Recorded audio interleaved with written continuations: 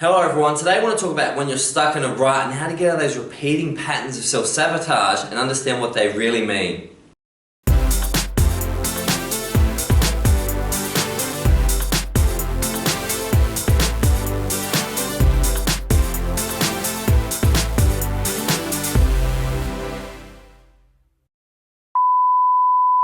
Hello everyone, today I want to talk about, as mentioned in the intro, those repeating patterns, those situations in your life that keep reappearing, that when you think you've got it all together, you think that everything's going well, you find yourself falling into the old behaviours, whether it's starting smoking again, whether it's attracting relationships that don't serve you, whether it's unhealthy eating, whether it's falling off the bandwagon with your focus. And I'm going to introduce you to Samskara, which is an incredible word that's existed for perhaps about 12,000 years. It will help us understand better what's really going on in the mind and how we can deal with it. So I'm going to start with a quote. It's a big quote and it helps us understand the word Samskara so we can continue to follow this process and understand the roots of these constant self-sabotaging.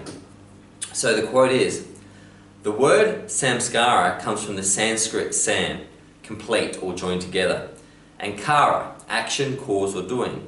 In addition to being generalized patterns, samskaras are individual impressions, ideas or actions taken together. Our samskaras make up our conditioning. Repeating samskaras reinforces them, creating a groove that's difficult to resist.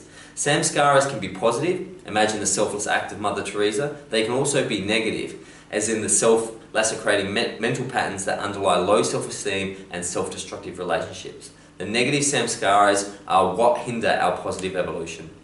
I studied the brain for a long time, and there's a saying in neuroscience that neurons that fire together wire together, and neurons that fire apart move apart. And what that means is that as you think things and as you do things, your brain is trying to find super pathways, super highways in which neurons can be more efficient. And that's how you learn skills. For example, if you're learning the skill of archery, when you first start, you're pretty bad, right? And you're trying to get it right. But after a while, just almost effortlessly, as you spend more time in it, you get better and better. And what's happening is your brain is wiring all the little tiny coordination movements you need into archery. It's wiring it as a pathway, a neural pathway, a samskara. And the more you do archery, the better you become.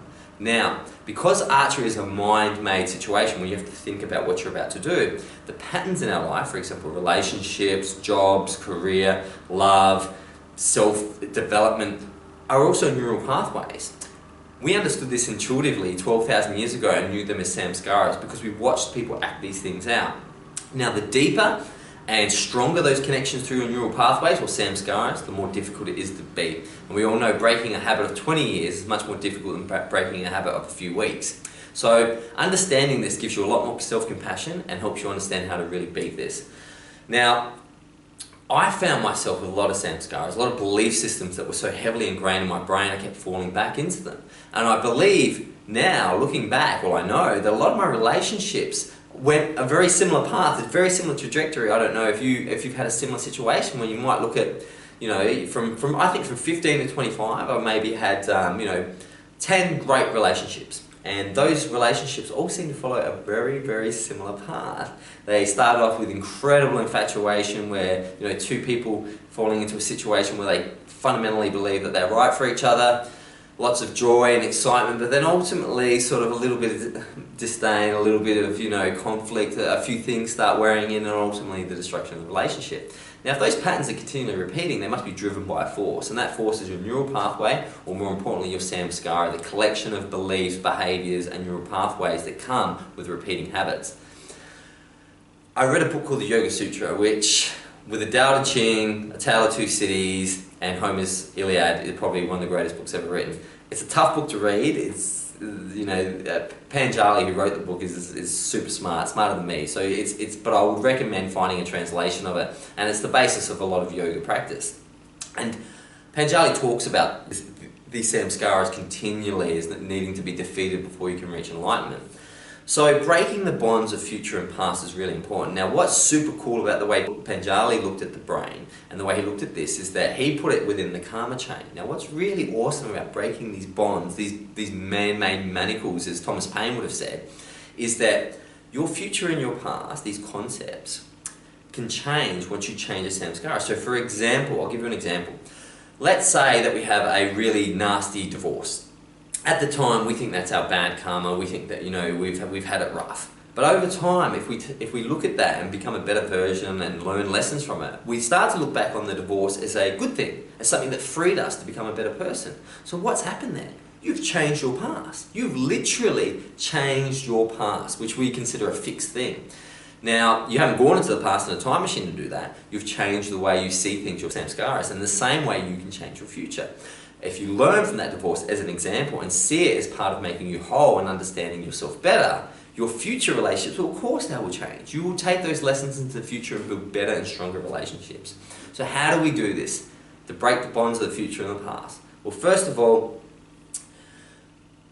get a new groove. Understand this groove, this pathway, this river of the Tao, or the river of the way that you're on needs to be stopped. Something needs to be done to stop this neural pathway, because we all know the further and the longer it goes and the more neurons that wire together, the stronger it gets. So you need to acknowledge that this path is not for you and you need to immediately address it.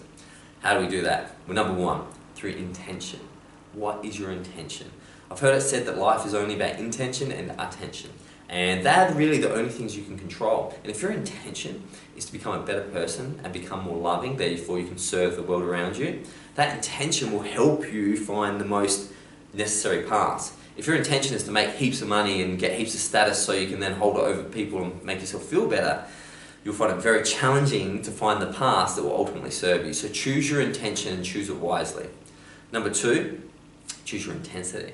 How serious are you? How much do you recognize that these samskaras are holding you back? And how intently will you dive into breaking those bonds? Three, slow down. When you're in the middle of that bad habit or in the middle of that conversation that always leads you to an argument, slow down and recognize the building blocks of those samskaras, those behavior patterns, those repeating patterns, so you can actually address them from the present moment. Samskaras have a way of taking you out of the present moment and just put you on autopilot. We all know when you get bad driving habits, you just end up driving somewhere, you go, oh, I'm supposed to turn right, but I've just been going on my way to work. If you slow down and become present, you can notice you're going the wrong way. The other way, become aware. By slowing down, you will naturally become aware. You can only act from awareness. If you're not aware of something, you can't do it. You can't fix it. That's why in courts, if someone was not aware of their actions, they're not found guilty. The other skill that's important to develop is fearlessness. Understand that these bonds are mind-made. You can attack them, you can address them. You're the awareness of the situation. You're above it. You're better than it. You are the being that can see it. So go at it fearlessly. Don't think, oh, is this going to make me less of a person? But everyone knows me as being the tough guy. I can't stop that behavior. Go into it fearlessly and address it. Vision. See where this will take you. If you're struggling and you're not getting to where you want to be, think about how these new samskaras will take you to a better version of you and focus on that.